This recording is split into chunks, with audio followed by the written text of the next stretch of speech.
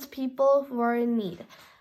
Practice hospitality. Romans 12:13. How good and pleasant is it when God's people live in unity. Psalms 133 verse 1. I delight to do your will, O my God, and your law is within my heart. Psalm 40 verse 8. 안녕하셨습니까? 아이들이 성경 말씀을 외우는 것을 보면서 하나님이 얼마나 기뻐하실까, 얼마나 아름답게 보실까 이런 생각을 했습니다. 다음 주 안식일은요, 다음 주 안식일은 어린아이들이 설교하는 시간입니다. 아마 그 아이들이 평생 그 기억을 가지고 살아가게 될 거고요. 그 기억 때문에 이 아이들은 또 자라면서 하나님의 말씀을 증거하는 증거자로 하나님께서 인도해 가시리라 확신합니다. 저는 오늘 먼저 누가복음 15장 3절 4절에 있는 말씀 먼저 보겠습니다. 예수께서 저희에게 이 비유로 이르시되 너희 중에 어느 사람이 양 100마리가 있는데 그 중에 하나를 잃으면 99마리를 들에 두고 그 잃은 것을 찾도록 찾아다니지 아니하느냐. 5절 7절입니다. 또 찾은즉 즐거워 어깨 메고 집에 와서 그 벗과 이웃을 불러 모으고 말하되 나와 함께 즐기자. 나의 잃은 양을 찾았노라 하리라. 내가 너에게 이르노니 이와 같이 죄인 하나가 회개하며 하늘에서 회개할 것 없는 의인 99을 인하여 기뻐하는 것보다 더하리라. 오늘 저는 설교를 길게 하지 않으려고 지금 생각하고 있는데요. 특별히 오늘은 구재인 성도님하고 성도님의 침례식과 또 김은희 집사님의 신앙 고백이 있는 날입니다. 예배라고 하는 것은 설교만이 아니고요. 아이들이 기억절을 암송하는 것, 우리가 기도하고 찬양하는 것, 또 침례식을 행하는 것, 그 모든 것들이 하나님께 드려지는 성스러운 예배입니다. 누가복음 15장에는 잃은 양과 잃은 은전과 또 잃은 아들의 비유가 기록되어져 있는데요. 잃은 양과 잃은 은전과 잃은 아들을 찾았을 때의 기쁨을 성경은 이렇게 말씀합니다. 양을 찾고 즐거워서 어깨에 메고 그 벗과 이웃들을 불러 모으고 함께 즐기자. 또 죄인 하나가 회개하며 하늘에서 회개할 것 없는 99을 인하여 기뻐하는 것보다 더한다. 그렇게 말씀합니다. 여기 즐거워하고 함께 즐기자 이렇게 말씀하고 있는데요. 똑같은 단어를 잃은 은전을 찾았을 때 이야기하고 있는데요. 찾은즉 벗과 이웃을 불러 모으고 나와 함께 즐기자.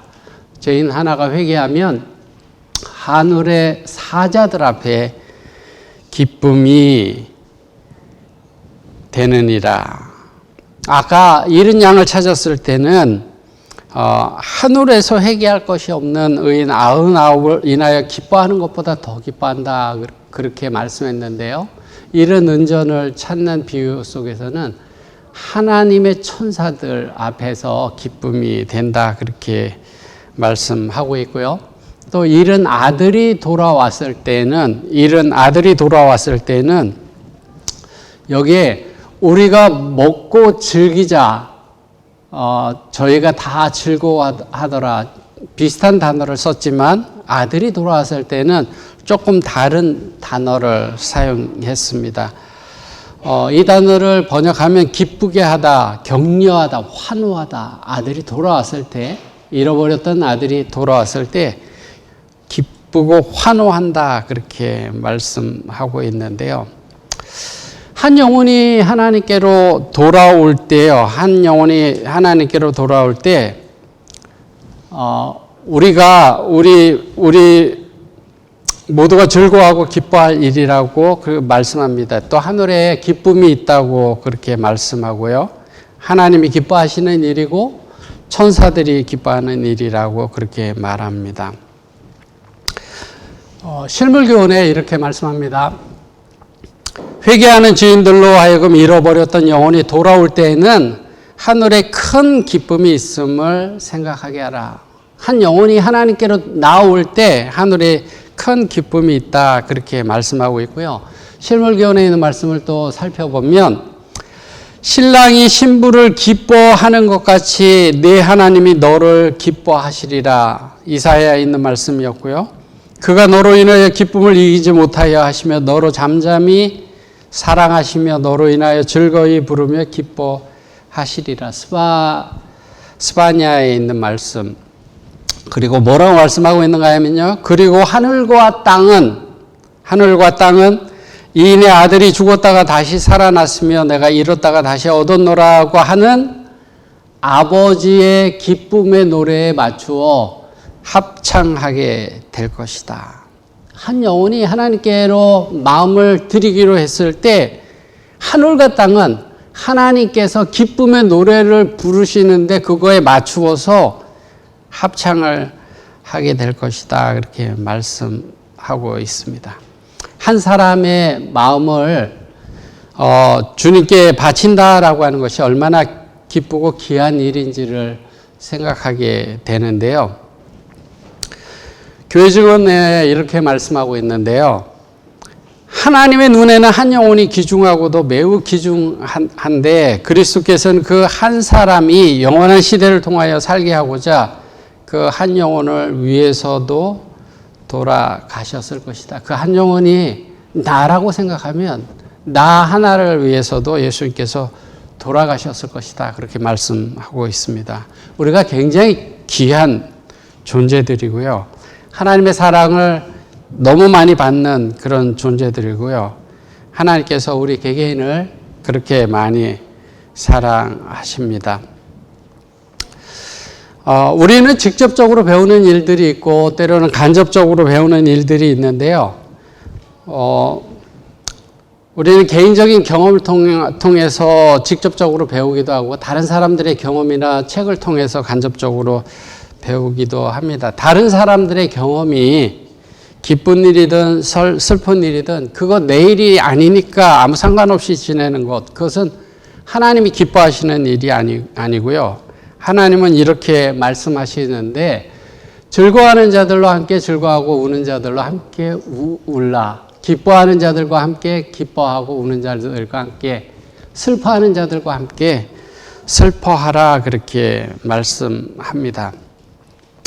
다른 사람의 경험을 나의 경험처럼 생각하고 그렇게 나누라고 말씀합니다. 오늘은 굉장히 기쁜 날인데요.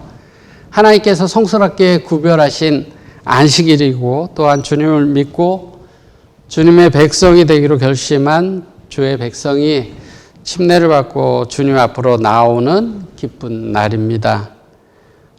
성경 말씀은 이 날은 기뻐하는 날, 즐거워하는 날이고 잔치하는 날이다. 하늘에서 기뻐하는 날이다. 그렇게 말씀합니다. 우리 구재인 사모님은 교회에 나오신 지 여러 해 됐죠. 그리고 봉사도 많이 하시고 오늘 침례를 받게 되는데요. 하나님께서 기뻐하시는 귀한 따님이십니다. 오늘 침례식에 저는 우리 자신들이 스스로가 하나님의 백성이 되기로 결심했던 그 침례받았던 그날을 회상해 보시기 바랍니다. 침례받는 분을 보면서 우리가 내가 침례받을 때 하나님 앞에 헌신하고 결심하던 그 순간을 되돌아 보시고 결심을 다시 한번 새롭게 하는 그런 시간들이 됐으면 좋겠습니다. 침례는 물에 잠기는 것이죠. 물에 잠기는 것인데요. 저는 침례를 제가 침례 받았던 날을 생각해 보면 1977년도 7월 9일 제가 중학교 3학년 때 서울 삼육중학교에서 침례를 받았습니다. 참 오래된 일인데요. 얼마 안 된 것처럼 그렇게 생각이 납니다. 그리고 오늘 저는 그 침례 받을 때 제가 가졌던 그날의 결심들을 오늘 새롭게 하고자 합니다. 무슨 일이 있어도 어떤 일을 당한다 하더라도 주님을 따르고 믿음 안에 살기로 결심했던 그 어린 시절의 결심을 다시 새롭게 하려고 합니다. 성도님들도 지난 날을 기억하면서 오래전에 침례를 받으셨죠? 그 날을 기억하면서 그때 내가 나는 이제 하나님 앞에 새로워지고 하나님께 내 마음을 드립니다. 결심하고 말씀대로 살겠습니다. 결심했던 그 때의 기억들을 다시 한번 새롭게 하시기를 바랍니다. 우리 교회 믿음의 신조에서는 이렇게 이야기를 하는데요. 침례를 받음으로 우리는 예수 그리스도의 죽으심과 부활을 믿는 신앙을 고백하고 죄에 대하여는 죽고 새 생활을 살려는 우리의 의도를 나타내게 된다. 그렇게 함으로 그리스도를 주와 구주로서 인정하여 그분의 백성이 되고 교회의 일원이 된다. 침례는 그리스도와의 우리의 연합, 우리 죄의 용서, 성령을 받아들임에 대한 상징이다. 이 예식은 물에 잠그는 방식으로 행하고 예수 그리스도에 대한 믿음과 죄를 회개한 증거가 확인될 때 베풀어진다. 우리 교회 신조 15번째 침례에 기록되어 있는 말씀인데요. 침례는 사실 하나님께서 그리스도인마다 받도록 말씀하셨기 때문에 굉장히 중요합니다. 예수님께서 주신 모범과 교훈에 따라서 침례를 받는 신자들은 순종해야 할 하나님의 계명입니다. 침례 요한에서부터 사도 바울에 이르기까지 가장 위대한 신약의 전도자들은 침례 예식을 가르치고 실천했습니다. 침례는 해도 되고 안 해도 되는 그냥 편의에 따라서 결정될 수 있는 것이 아닙니다. 침례라고 하는 것은 그리스도인 각자가 주님 사이에서 이루어진 개별적인 충성을 나타내는 증거입니다. 마태, 마가, 누가, 요한 모두가 침례를 강조했습니다. 마태는 마태복음 3장 대부분의 침례에 대해서 서술하고 있고요. 마가는 말라기서에 예언된 구약에 예언된 메시아의 선구자 침례 요한의 사업을 기록하는데 예수님께서 침례 요한에게 침례를 받으신 것을 기록하고 있습니다. 요한도 예수님께서 침례 받으신 것을 첫 장에 요한과 침례에 대해서 반 이상을 이야기하고 있고요. 예수님께서 침례를 중하게 여기셨는데요.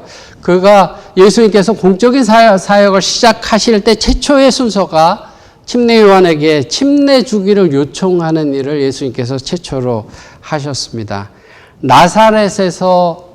예수님께서 나사렛에 사셨는데 나사렛에서 요단강까지 침례 요한이 침례를 베풀던 곳까지 100km나 되는 길을 침례를 받으시기 위해서 걸어가셨습니다. 여러분들 100km를 걸어간다고 생각하면 쉽지 않죠. 침례를 받기 위해서 그렇게 하셨습니다. 여기 성경 말씀 보면요. 마가복음 1장 9절에 그때 예수께서 갈릴리 나사렛으로부터 와서 요단강에서 요한에게 침례를 받으시니 예수님께서 사셨던 나사렛은 저기 갈릴리 쪽에 가까운 곳이에요. 이 이스라엘 지도를 보면 위에 갈릴리 호수가 있고 요단강이 쭉 밑으로 내려오고 그 다음에 밑에 사해가 있는데요. 나사렛은 위쪽에 갈릴리 가까이에 있는 도시이고 예수님께서 침례 받으셨다고 생각되어지는 곳은 밑에 쪽에 사해에 가까운 그쪽이에요. 그래서 많이 이제 내려오셨을 거로 생각하는데요.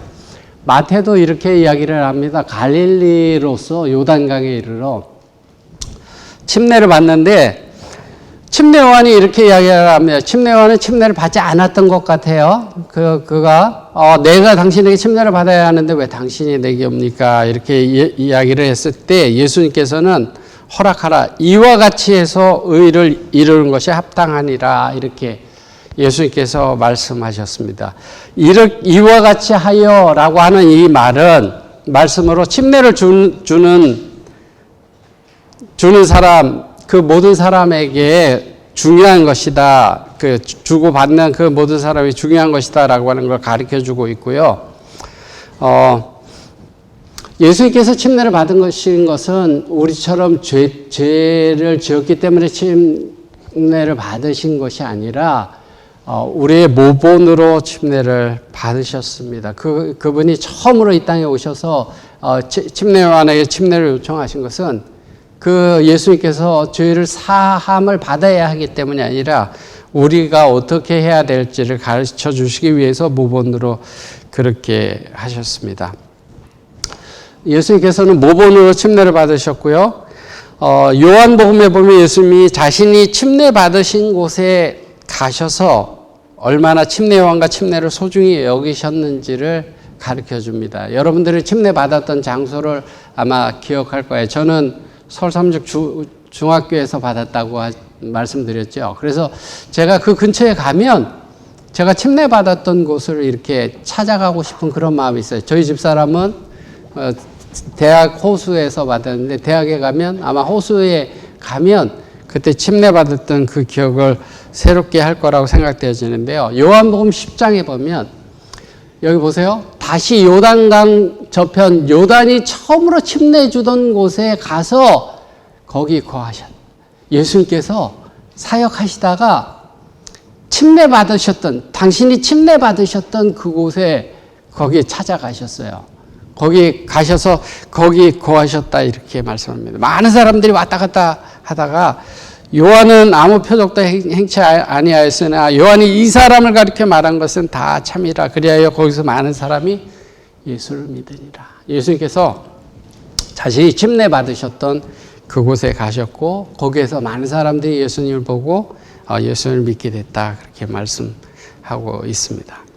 침례라고 하는 것은 예수님께서 첫 번째 하셨던 요청하셨던 일이었을 뿐만 아니라 또 최후의 부탁의 말씀이기도 합니다. 마태복음 28장에 보면 너희는 가서 모든 족속으로 제자를 삼아 아버지와 아들과 성령의 이름으로 침례를 주고 이렇게 부탁하잖아요. 예수님께서 공생이 시작하실 때 처음으로 나에게 침례를 달라고 그렇게 말씀하셨던 것.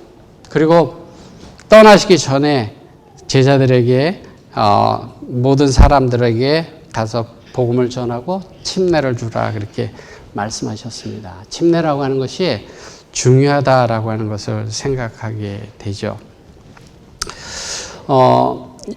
예수님의 분부 가운데 그리스도께서는 당신의 영적인 왕국, 당신의 교회의 일원이 되기를 소망하는 자에게 침례를 요구하심을 명백히 하셨는데요. 제자들의 봉사를 통하여 성령께서 백성들을 회개케 하고 예수를 그들의 구주로 받아들이게 하실 때 그들은 삼위 하나님의 이름으로 침례를 받아야 할 것이었고요. 그들의 침례는 그들이 그리스도와의 개인적 관계에 들어갔음과 은혜의 왕국의 원칙들에 조화되는 생애를 살기로 약속함을 나타낼 것이었습니다. 말씀하고 있는데요. 주께서 구속을 위하여 죽으심과 그의 승리의 부활을 영원히 기억하게 하는 것입니다. 예수님의 침례는 주님의 죽으심과 승리의 부활을 영원히 기억하게 하는 것인데요. 로마서 3장에 우리가 침례를 받음으로 그리스도의 죽으심과 합하여 침례를 받음으로 그와 함께 장사 지내지고 또 죽은 자 가운데서 그리스도를 살리신과 같이 새 생명 가운데서 행하게 하려 함이라 이렇게 말씀합니다.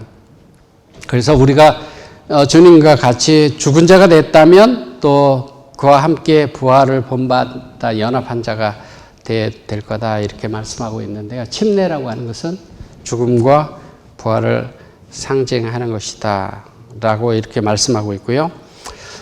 우리 교회 주석에는 이렇게 말씀합니다. 침례는 아주 엄숙하게 세상을 포기하는 것이다. 신앙 고백으로 자는 죄된 생활에 대해서 죽는다. 물이 수침자를 덮을 때 온 하늘이 보는 앞에서 쌍방이의 언약을 맺는다. 우리가 침례 받을 때 물속에 잠겨질 때 온 하늘이 보는 가운데 언약을 맺는 거예요. 언약을 맺고 아버지 아들과 성령의 이름으로 그는 물 무덤 속에 내려가 그리스도와 함께 장사되어지고 하나님께 충성스러운 새로운 생명으로 무덤에서 일어난다. 물에 들어갔다 나올 때 죽어서 장사 지내지고 다시 부활하는 거예요. 하늘에 계신 세 분의 크신 능력자들이 보고 계신다. 침례 받는 그 광경을 보고 계신 것이죠.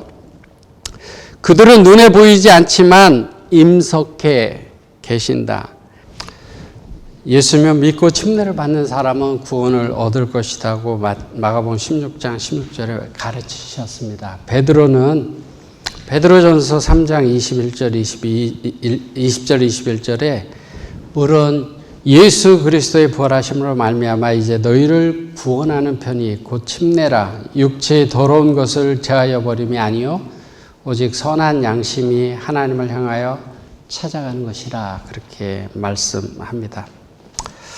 이 시간 우리의 선한 양심이 주님께로 나아가는 그런 시간이 되기를 바랍니다.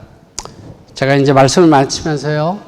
성경 말씀 하나 보고 말씀을 마치려고 하는데요. 사도행전 22장 16절. 이제는 왜 주저하느냐?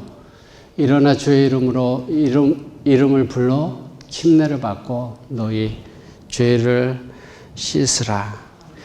이 요청에 마음으로 응답하는 여러분들이 되기를 바랍니다. 정말 너희가 왜 주저하느냐? 일어나 주의 이름을 불러 침례를 받고 너희 죄를 씻으라.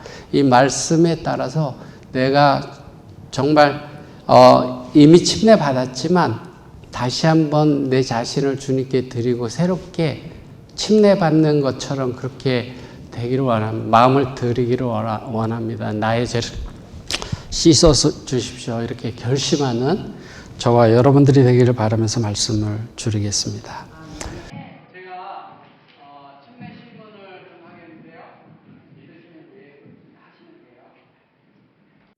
만나고 이렇게 교회에 나오게 됐습니다. 연세가 90이 되셨지만 새로운 마음으로 하나님 앞에 헌신하시기로 결심하시고 우리 교회에 입교하기를 원하십니다. 아멘. 크게 환영해 주셨으면 좋겠습니다. 아멘. 제가 침례 신문을 좀 하겠는데요. 믿으시면 하시면 돼요. 먼저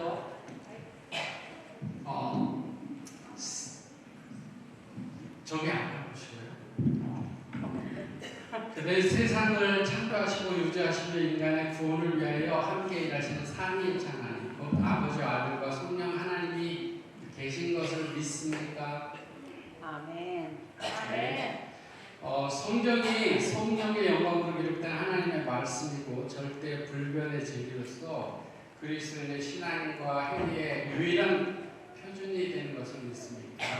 아멘. 예수 그리스도께서 인간의 죄를 대신하여 십자가에 돌아가신 것과 또 그분의 대속적 죽음을 통해서 죄인들이 죄와 죄의 형벌에서 구원받는 것을 믿습니까? 아멘. 죄인이 예수님을 개인의 구주로 영접하면 하나님께서는 십자가의 은혜로 모든 죄를 용서하시고 구원하여 그분의 자녀로 삼아주신다는 것을 믿습니까? 아멘. 그들은 예수 그리스도께서 죄인을 위하여 돌아가시고 부활하시고 승천하셔서 지금 하늘 성소에서 그들을 위하여 중보하고 계신 것을 믿으십니까? 아멘. 성경의 가르침과 예수님의 모본을 따라 하나님 아버지와 아들과 성령의 이름으로 물속에 잠기는 침례를 받고 하나님의 남은 교회에 입교할 것을 동의하십니까? 예. 아멘.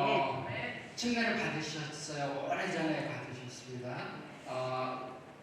이 모든 것을 믿는다고 신앙 고백하셨는데 신앙 고백을 통해서 몬트레이 제7안식 예수 제일교회에 입교하는 것에 동의하십니까? 입교하는 것을 원하십니까? 아멘. 예수 그리스도의 명령을 따라 예수 그리스도를 개인의 구주로 받아들인 구제인 자매에게 아버지와 아들과 성령의 이름으로 침례를 베푸노라. 아멘. 아멘.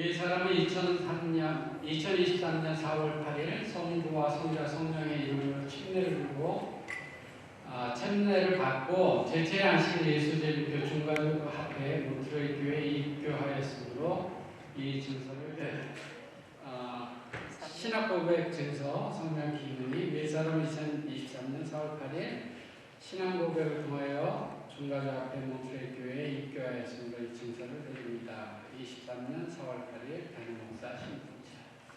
아멘.